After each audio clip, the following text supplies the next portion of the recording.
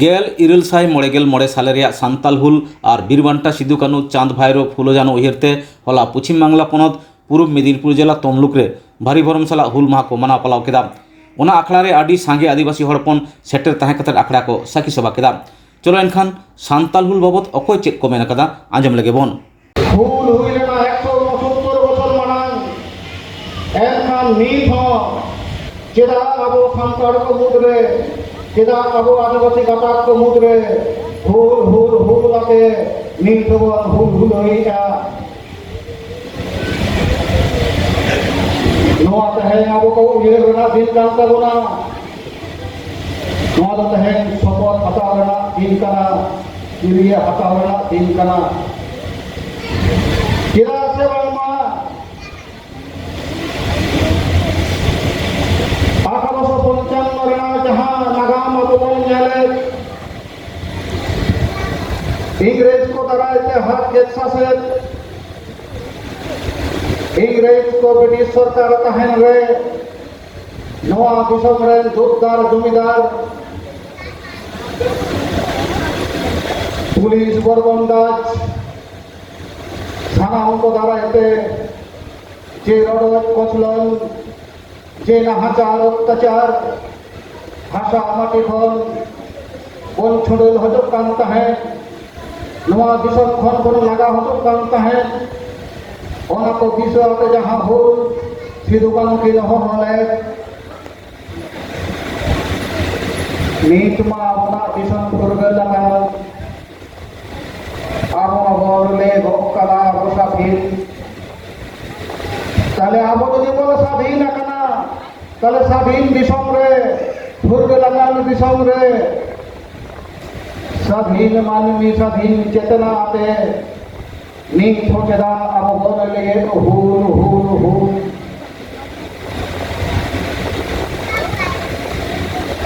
आबो नोआ दिस युक्ता बोला आबो नोआ उधर युक्ता बोला चेदा नोआ हुल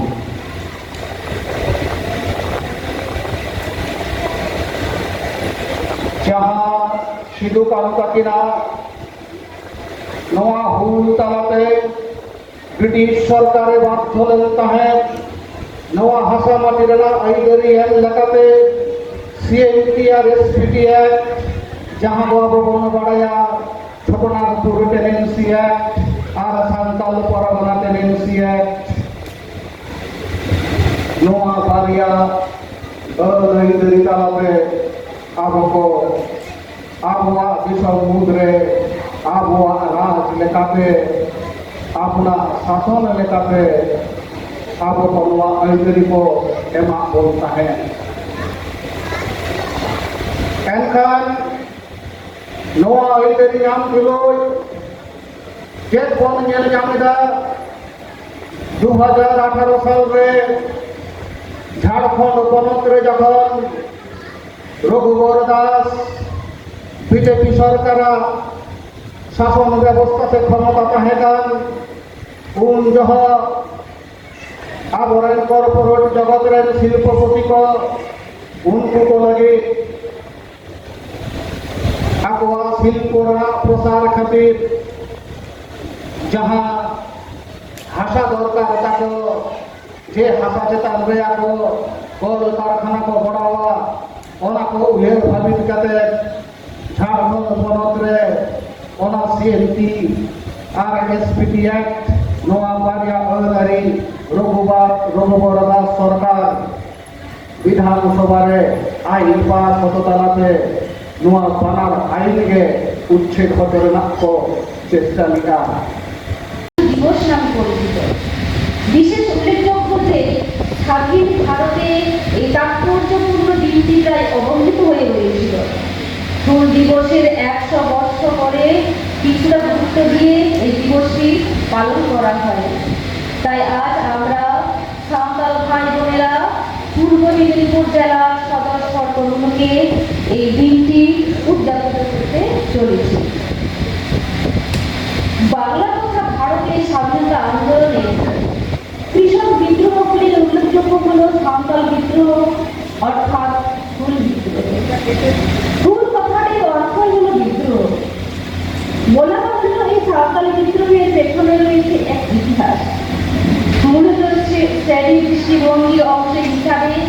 বিদ্রোহ।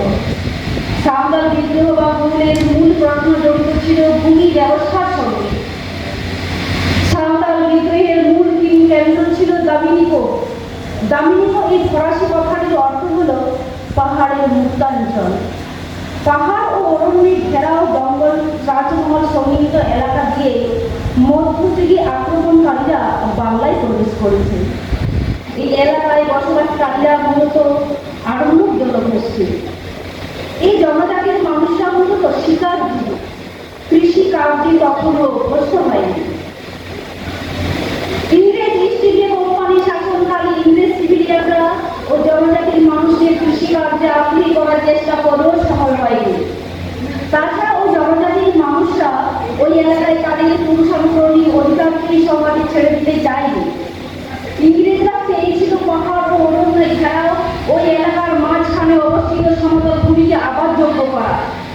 তারা চেয়েছিল অর্থনৈতিক ও রাজনৈতিক পরিকাঠামোকে শক্ত রেখে এক প্রশাসনিক কাঠামো তৈরি করতে, কিন্তু স্বনির্ভর উপায়ে ওই কাজ করতে গিয়ে হোঁচট খায় তৎকালীন ইংরেজ সরকার। পরে বিভিন্ন এলাকা থেকে আগত সাঁওতাল উপজাতি আগন্তুকদের সবল বাহুর স্পর্শে জঙ্গল সাফ করে পাথর সরিয়ে এবং বন্যপ্রাণীর সাথে যুদ্ধে জিতে এলাকাটি শস্য শ্যামলা করে তুলল। প্রসঙ্গত বলা দরকার যে পাহাড় বা গুরু হচ্ছে তাদের দেবতা। মারান গুরুকে তারা সবচেয়ে বড় দেবতা বলে মান্য করে। যে অদম্য পরিশ্রমী জনগোষ্ঠী তাদের মেহনত দিয়ে প্রকৃতিকে শস্য শ্যামলা করে তুলল, তাদের মনের কোণে স্বাভাবিকভাবে পাহাড় ভেঙে রেলপথ বানানোর বিষয়টি ভীত সন্ত্রস্ত করে তুলল।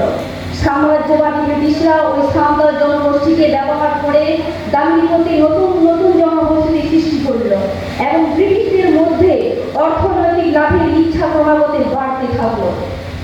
এদেশের মাটিতে তাদের সাম্রাজ্য ইচ্ছা ক্রমশ বৃদ্ধি পেতে থাকলো। সাঁওতাল কৃষকদের দলে দলে ওই নতুন এলাকায় আসার পেছনে ছিল চিরস্থায়ী বন্দোবস্তের আঁতা। 1792 সালে লর্ড কর্নওয়ালিস ভূমি ব্যবস্থার এক আমূল পরিবর্তন ঘটিয়ে চিরস্থায়ী বন্দোবস্ত প্রবর্তন করেন, যার ফলে বাংলা, বিহার, উড়িষ্যার কৃষকরা তাদের পুরুষানুক্রমিক জমির মালিকানা হারালো। ও চিরস্থায়ী বন্দোবস্তের কারণে জমির মালিক হলো নব্যসৃষ্ট জমিদাররা। কৃষকরা পরিণত হলো প্রজায়। প্রথমে কৃষকরা তাদের ফসলের একটা অংশ দিতেন রাজস্ব হিসাবে।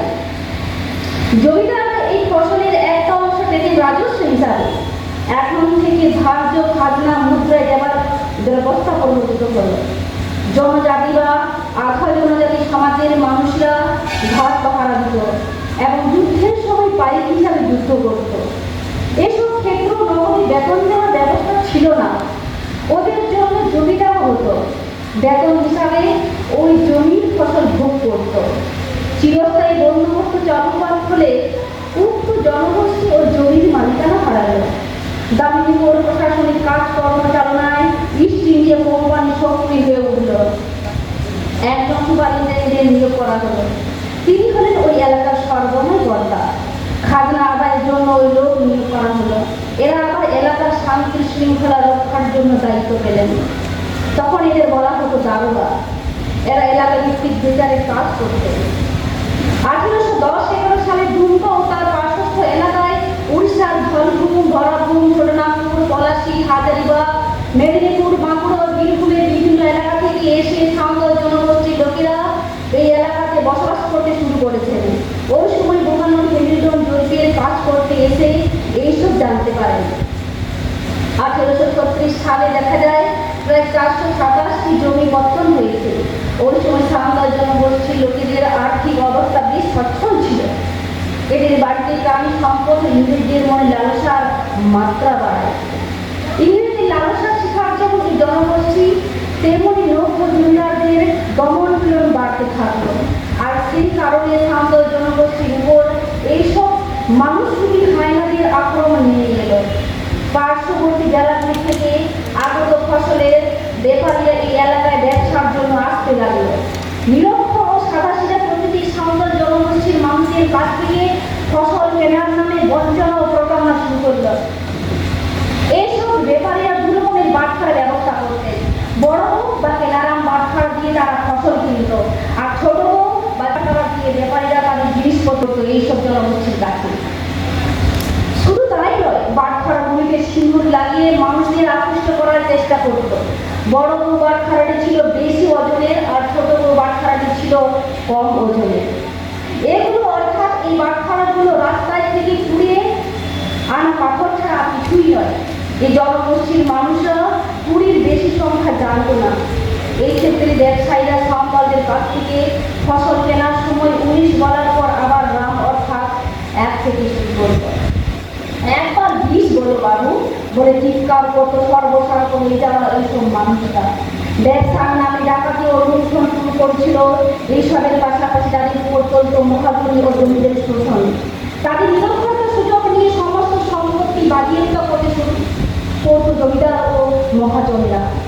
এর সঙ্গে ছিল ঋণকরদের শোষণ, ছিল রেলপথ বসাতে আসা অফিসারদের শোষণ ও নিপীড়ন। সেখানে খাটতে যাওয়া সাঁওতাল নারীরাও পাশবিক অত্যাচারের শিকার হয়েছিল। এসব মিলিয়ে সাঁওতাল জনজাতির মানুষদের অর্থনৈতিক ও সামাজিক জীবন দারুণভাবে বিপর্যস্ত হল। তাদের অস্তিত্ব বিপন্ন হয়ে পড়ল। এই জাতীয় পরিস্থিতিতে তাদের মনে অশান্তির আগুন জ্বলে উঠল। এই অবস্থায় প্রতিকারের পথ খুঁজতে তারা মরিয়া হয়ে উঠল। প্রথম দিকে এই সর্বহারা পরিস্থিতিতে তারা যখন সবাই দিশেহারা, তখন সমস্ত বিপর্যস্ত সাঁওতাল জনগোষ্ঠীর মানুষকে দিয়ে ভগ্নালী গ্রামে গালমারা অর্থাৎ সভার আয়োজন করলেন সিধু, কানু, চাল ও ভৈরব। একজন প্রতিষ্ঠিত কৃষক পুরা মুর্মু মহাজনের কবলে পড়ে নিঃস্ব ও মৃত্যু হয়ে পড়ে। তারই 4 ছেলে সিধু, কানু, চাল ও ভৈরব। সাঁওতালের কথা অনুযায়ী শাল গাছের ডাল ঘুরিয়ে দাঁত দিল গালমারা বা সভা।